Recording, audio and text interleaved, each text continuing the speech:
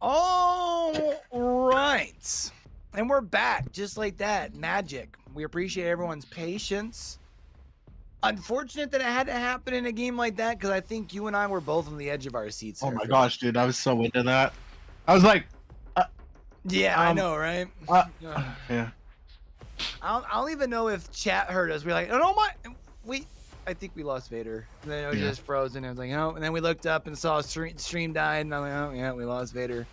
But now you can see the score down there, 34-22. Arctic Wolves able to get 3 out there, so able to build their lead a little bit. So Arctic Wolves really just kind of, I would say, doing what we have seen the Wolves do best thus far in the season, which is be very strong. They have good performances on Killer side, but very strong performances on the Survivor side. Yeah, I mean, I wish just as much as the rest of the viewers wish that we could see the end of that, but I'm sure it was very exciting to get the 3 out with 1 death. So the next one, Demice really needs to really step up a little bit more. I mean, they brought a nurse and got 3 outed.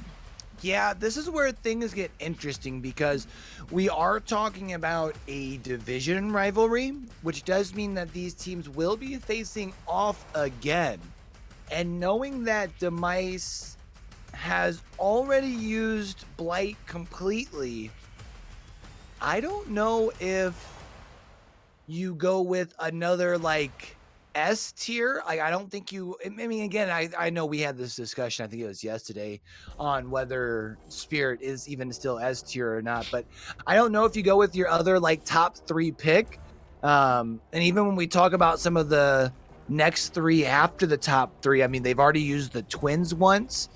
So maybe this is where you bring out Billy, unless maybe you feel like you can throw a different curveball. What do you think? Yeah, I mean, that nurse performed very well from what we could see. They were constantly blinking, so that's a ton of pressure on the survivors. Non-stop barrage of blinks, especially with the double recharge. Right. So, I think I would do Billy. I really do. Just because if you get up on someone, you almost guarantee that's a down. But at the same time, if you don't have someone who's that good at curving, which hopefully Yeah, I you mean, do. Billy is definitely a whole different breed when it comes to being able to truly use his power to maximum potential, right? Right. So they might opt to, like I said, Freddy Demo. I think the way they're being efficient, I wouldn't do Wraith Bubba. here, right? Because of the speed while you're cloaked, but I believe. See, I would. I think Demice has already used Wraith once, though, so I think that would actually cause them to use up their last Wraith pick, and I don't know if you do that this early. So Wraith he's good and not. I mean, Arctic Wolves are not a team to slouch against, and I'm sure they know how to bully a cloaked Wraith. You can't really bully a Billy other than at a loop, right? You bring him to a loop he can't curve on, but I mean, I would have said Blight, but they used them up. So I mean, yeah, I have to say Billy. That's just my pick. That's what I would do right now. Or maybe bring out a really disgusting Huntress to be able to put some damage down from range, because I don't think they've used her at all either. Right. If you have a nasty Huntress, she can do pretty decent on here. The problem being that those car walls, right? So that's the one downside. So you have to really control the middle with her. So I know we got a little ahead here at one point, but I don't think with our technical difficulty, we got to break down the map that we're going to here. So let's actually discuss that here real quick before we go into this next trial, shall we? For sure. Let's talk about it again. So we're at Gas Heaven. 164 square tiles, 10,496 square meters, 8 hook minimum, 13 hook maximum. This is a very uh unforgiving map, I would say, for killers. I mean, you really have to control that 3 gen, or the whole map kind of just turns into like two complete sides. Yeah, I think this is one of the maps that definitely is, very punishing when it comes to not achieving a hook, like not getting a very early hook state, right? Like if you're stuck in a situation where that first chase goes and you're talking about like 90 seconds, it could last a while. But interesting to see here. It was a pick I was thinking about bringing up because it is a killer I've been very much enjoying in the competitive scene since her recent changes or more recent changes. Bringing out the plague here. What's your thoughts? I think it's an interesting choice. Um, I don't know that she's strong enough. Maybe they are. Maybe they're cracked at her, but you know, you find mostly that people run her with Thana to get that like gen regression.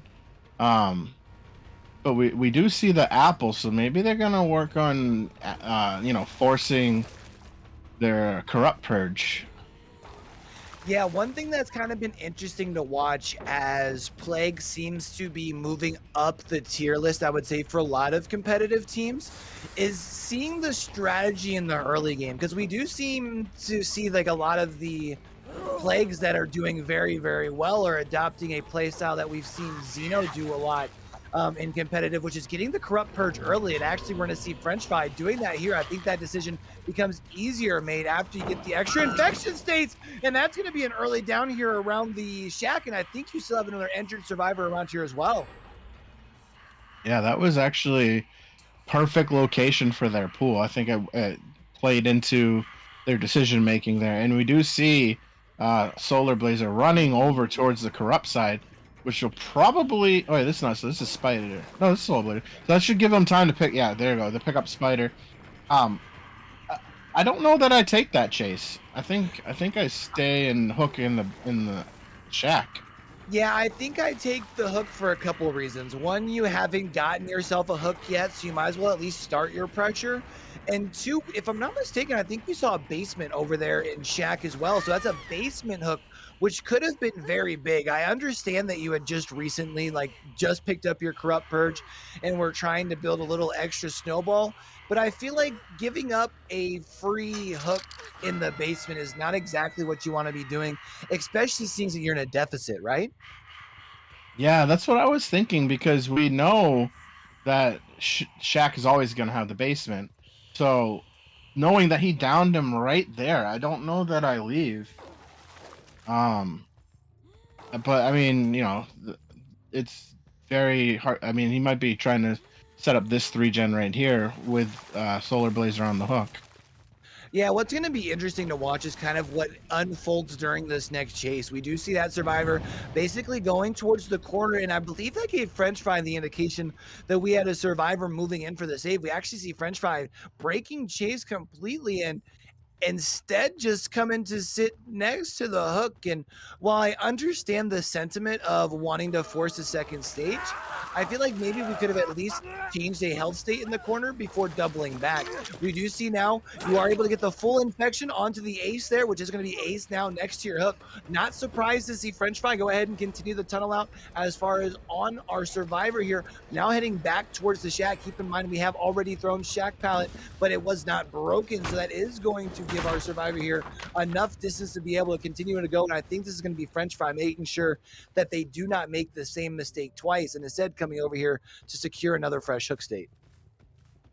Yeah, again, maybe it's because I'm on this side of the table. You know what I mean? It's very easy to see like why'd you do that, but um, we do see 3 gens go for 3 hooks, so that's not the worst trade, but he's really setting up for this 3 gen right here, and by continually hooking in it, he is able to kind of delay the game a little bit. But I don't know how that this because again this is on the other side of the car wall, so it's not really a 3 gen. Yeah, and just for a correction, let's not forget the first one was actually picked up, so it's only 2 hooks actually, and it's 2 fresh hooks. So that means we don't have any survivor yet Oh that's yeah, even right. ready to be tunnel out yet, right? So it is a very good spot to be in as far as the survivors, which I think is why we are seeing them opt for the decision to go ahead and do some gens instead of saving the friends here first. Maybe see if you can go ahead and secure another generator, because that is going to be a second hook state that should be getting changed here any second. But we now are taking a chase into this corner of the map where we're actually relatively close here, and everyone is now broken across the map. And this is kind of that interesting it's that interesting strategy that you see kind of back and forth between the survivors and the killer, especially when it comes to the plague, right? We see everyone is broken, everyone is sick, everyone is one shot, but nobody is cleansed, which means since French Fry has used the corrupt purge once already, I think we still only have just the one tunnel. Oh, we still have just the one pool across the way. And our survivors are trying to restrict that usage by staying injured and just being very patient in loops. That's why I was saying this is interesting pick because this map is wide enough that it takes her a little bit of time to get to any of these given pools if they were to give her one. And I don't think she has that kind of map pressure. Sure, everybody's injured and whatever, but they can instantly heal. They finish that last gen, everybody can instantly heal. Yeah, and we are going to see here now taking chase with Soul. Is that no? That's not Solo Blazer. Actually, that is the Ace here taking away from the Shack. But we are by a pallet. We actually see French Fry going for the big swing and the miss there in the pallet space. French Fry is going to be able to bait the pallet drop, but not going to be able to get an injured state. And I kind of feel like if you take the time to break away from your gens there, you need to really make sure that it is worth it by securing the down. I'm not sure if I break away from that chase, but we do see that 5th gen already getting complete. That's what I was worried about. I was honestly just about to say the same thing. If you're gonna break that far away and on a chase, you better get the down because now you're at a loss now because now everybody can cleanse, everyone can be full healed once that door is ready to go, and there's not much they're gonna be able to do. Maybe they'll catch one, maybe. Yeah, especially because we do see French Fry doing a good job of zoning out your survivor here, pushing them into this corner of the map, which is far away from both of the doors. With that being said, though, that should make it a very easy decision for the Arctic Wolves here to just take the 3 out here. I And I think we think just one heard of them would bamboozle. be, yeah, and I think one of them would actually be a fresh hook if I'm not mistaken, too, right? Oh. Oh, this is Solar Blazer, so he won't be a fresh hook. No, and I think actually Solar Blazer was the last fresh hook survivor, if I'm not mistaken. So not exactly the one that you want to see going down, but if you do take the 3, oh no, he had been hooked before, so it wasn't the one. We do see Yeah, a fresh hook survivor I somewhere. think Solar Blazer took that chase so they could get to the doors because he already was willing to give up that. Yeah, and interesting to see. We haven't seen the doors open yet. I do believe that was because we had a no way out there, but we are going to see even still because Solar Blazer did a good job of prolonging that chase. Still results in the 3 out there, and that's with only was at 6 stages altogether. So that's going to be Arctic Wolves being able to continue to build on that lead here. We're talking about a 19-point lead if the score is correct and up to date there. 19-point lead heading into trial number 4. I mean, this is why we tell people, make sure you're all set, but don't rush into things because that penalty they took is making that gap feel bigger than it would have been.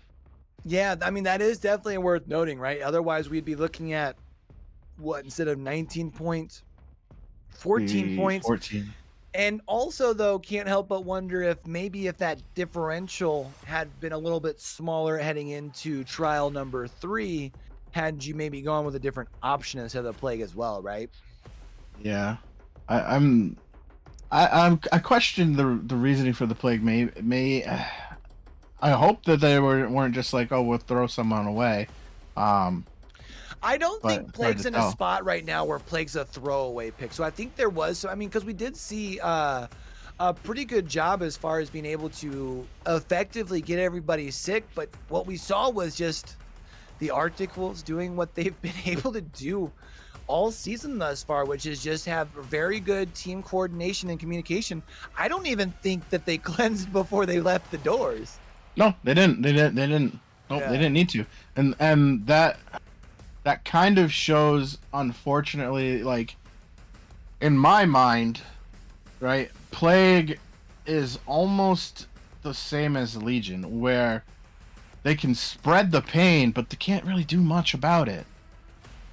Yeah, I think the tough thing is you have to, as the Plague, it's all dependent on the amount of pressure that you put out.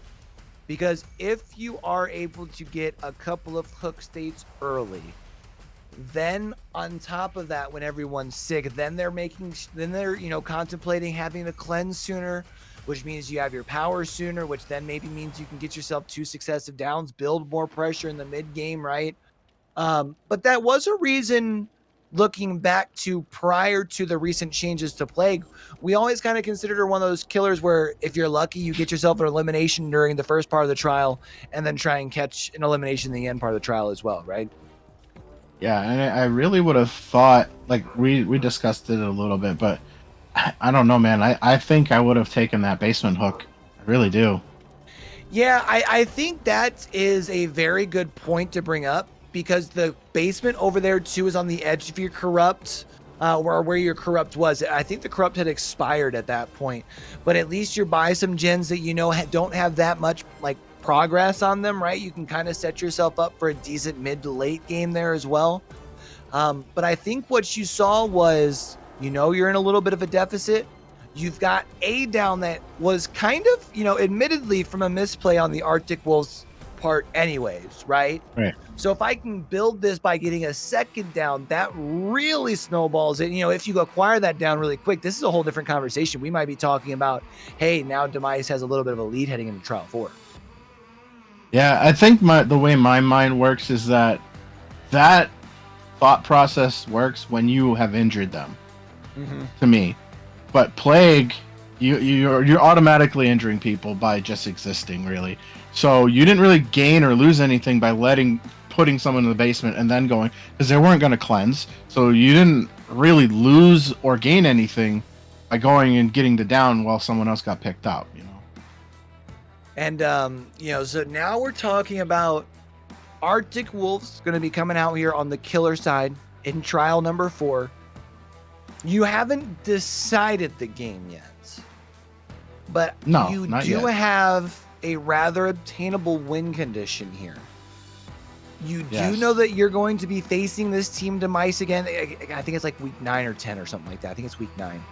I don't think we see an S tier or anything like that come out here, but maybe this is where you see something like you had talked about how, Bubba can remove a lot of the resources out of the way early. You get yourself an early elimination and then get yourself one in the end, and it's just GG, easy process for the killer, right?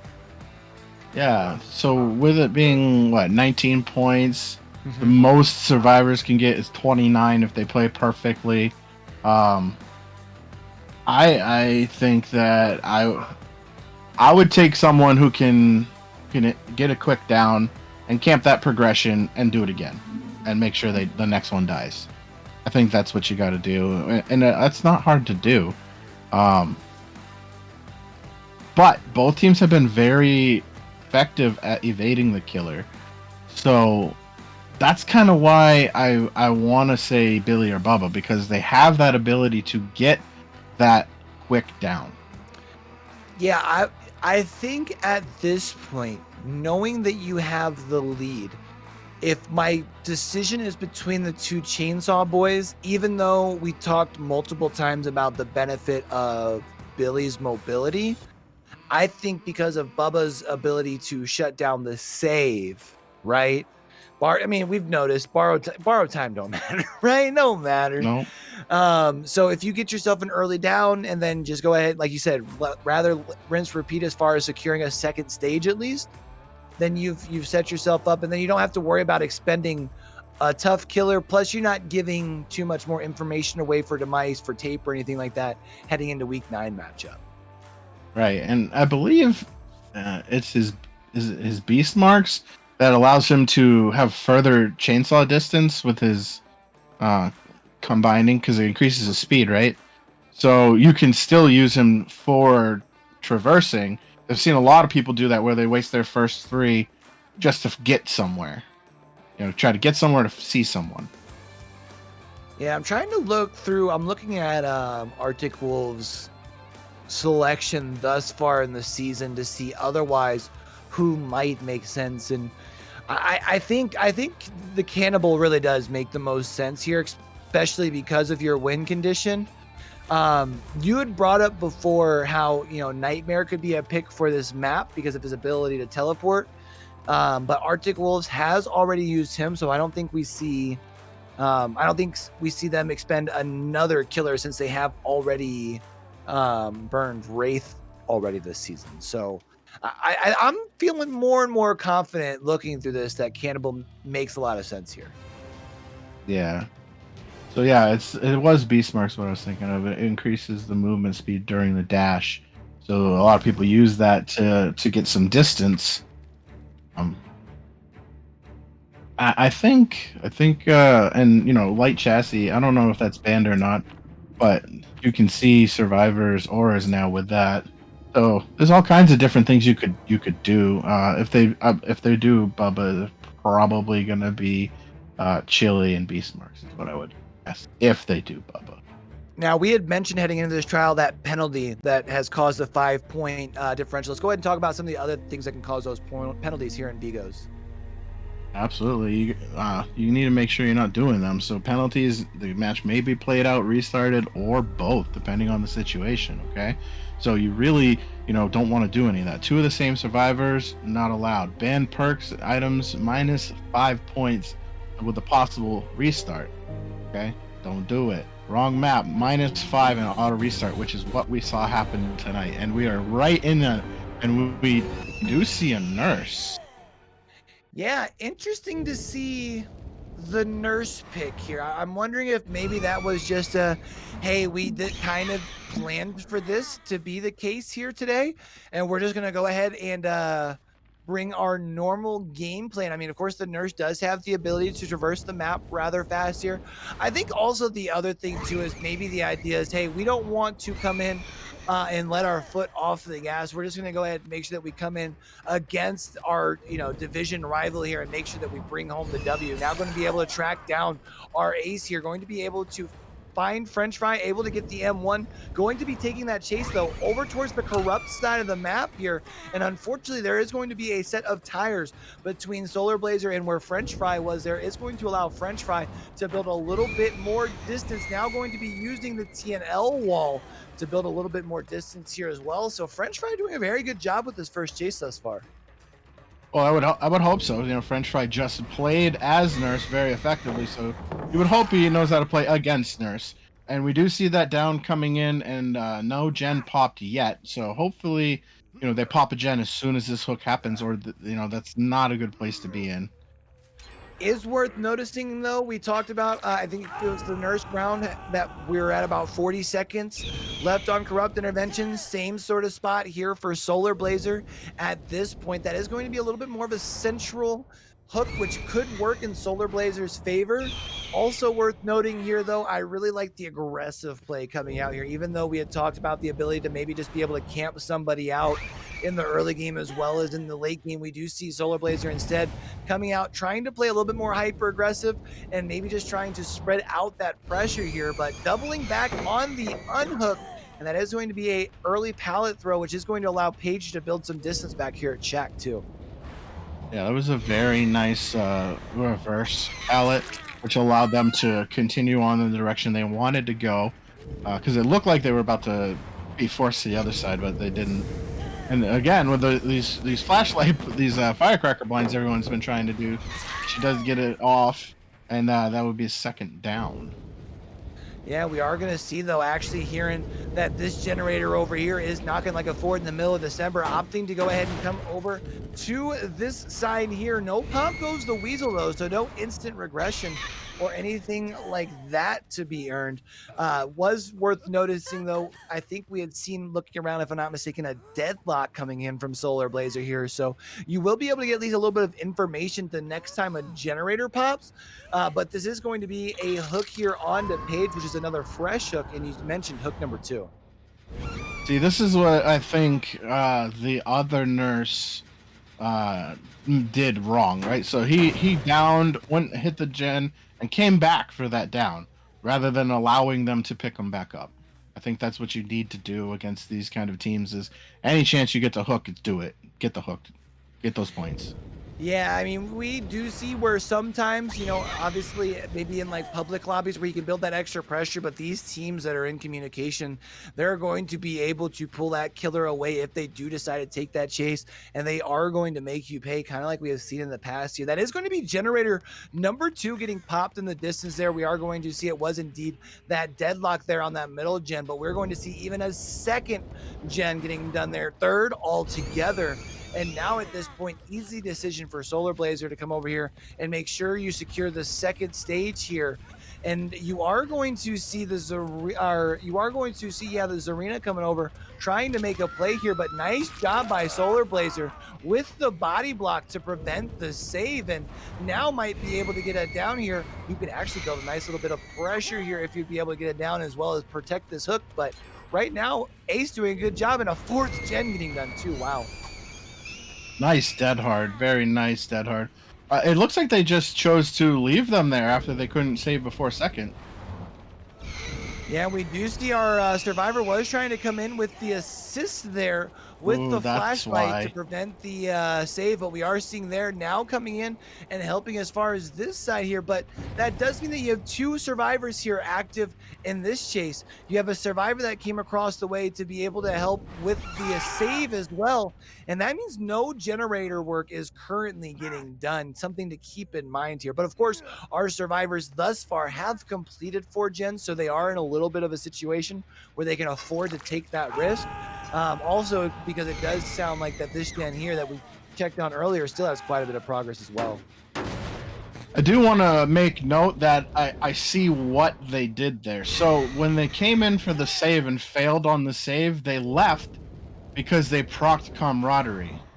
So they left to get Oh, some time back.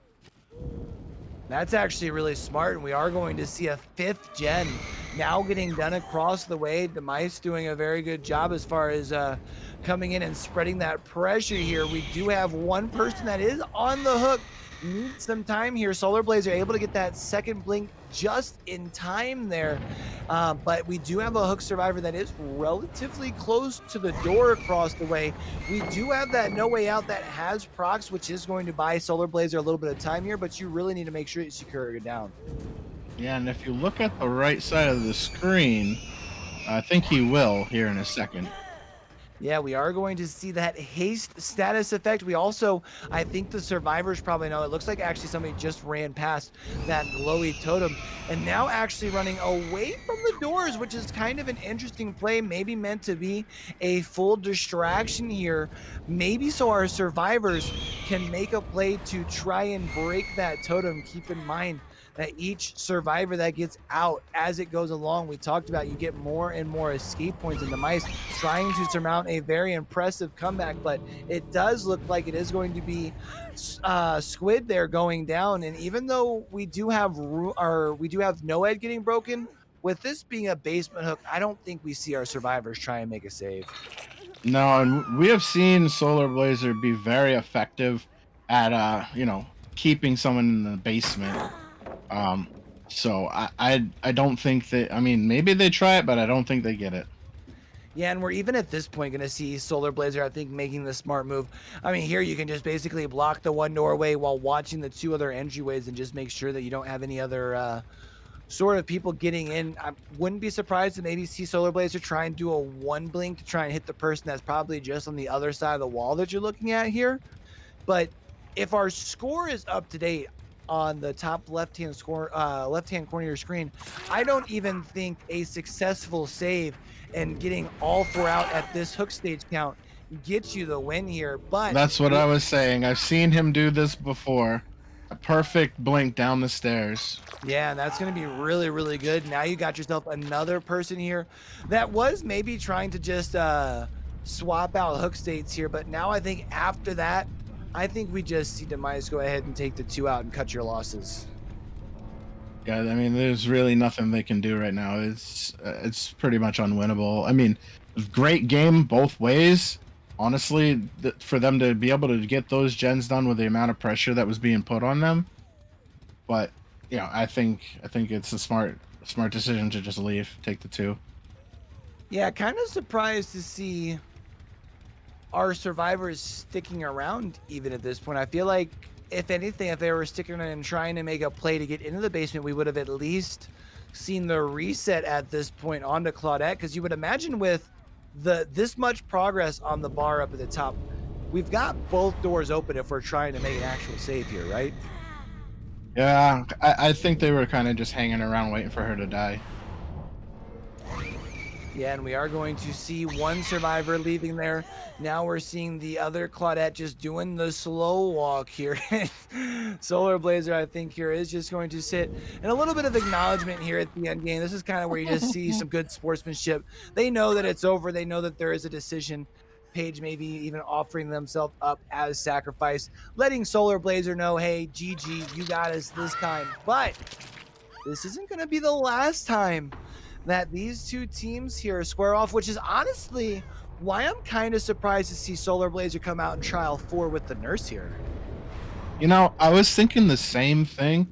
They spent 2 S tiers on this game. And I don't necessarily think the nurse was needed there, but it secured them to win. I think they could have done it without the nurse. But as you said, maybe they just wanted to stick to their game plan and just go with what they already planned. Yeah, I mean, when we talk about as far as where we're at thus far in the season, right? I mean, when we're looking at these two teams here, we're looking in the Black Ward Conference, the Cursed Division. I mean, these are going to be the two teams that are going to be fighting to get out as far as on that side. And if I had to guess, looking ahead at the Arctic Wolves schedule, they were probably just figuring that this is going to be one of their tougher matchups on the way or through the rest of the season, at least thus far. I mean, you are going to have to fight the sister squad. Not only are you going to have to fight Demice again in week 9, but you are going to play against Demise in week 11. But otherwise, you've got some squads where maybe you're not concerned about using your S tiers. So you just plan to use both S tiers. So even though you have the lead, just go ahead and finish it off, right? Yeah, I think that was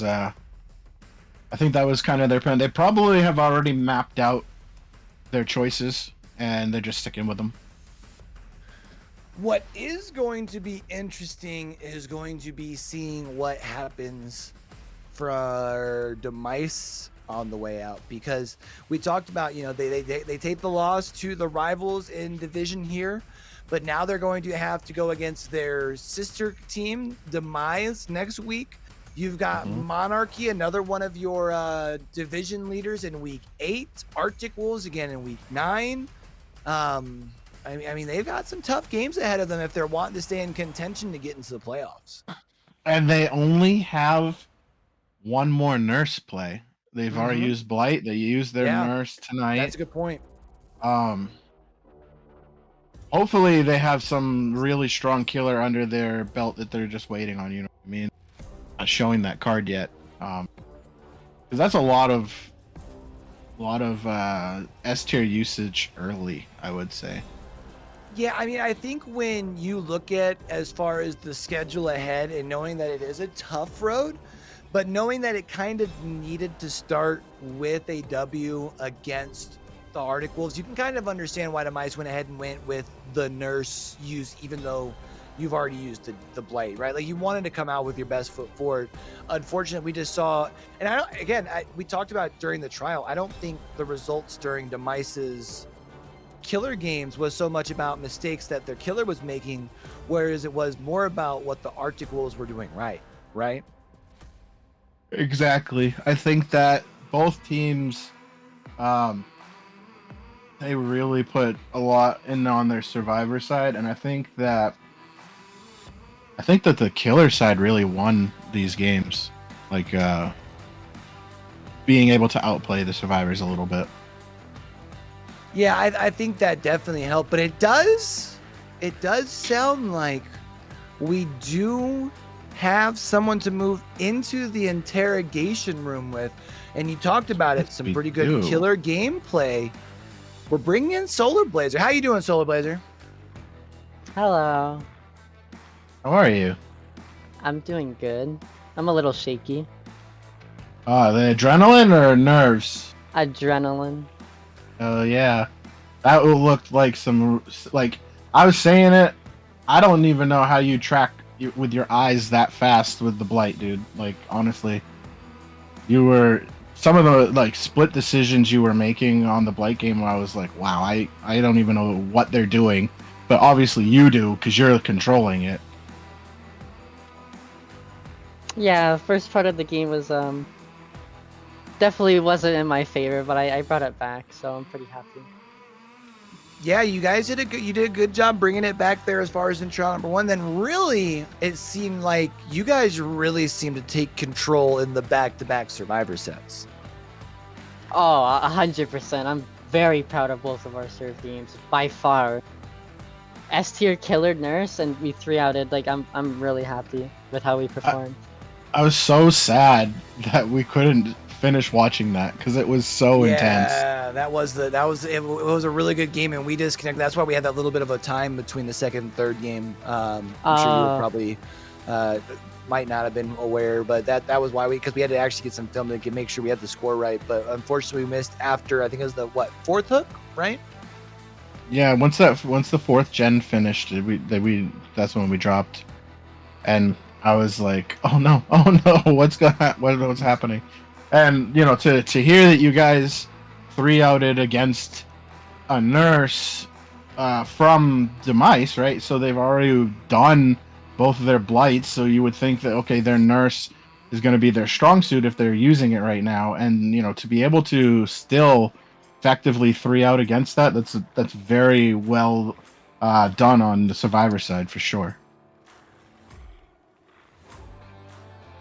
So I do have a question for you, Solar. After coming out here and being able to have a very strong performance against the division rival, is there another game in the upcoming weeks that you feel like is one that you're really like kind of have the eyes on? As in terms of like excited or nervous or scared. Sure, yeah. If Demise is in the roster, that's definitely like a game I'm excited for. Their main roster. I do see it looks like you guys will be going against Demise in week 11. That'll be after you guys go against Demice again, though.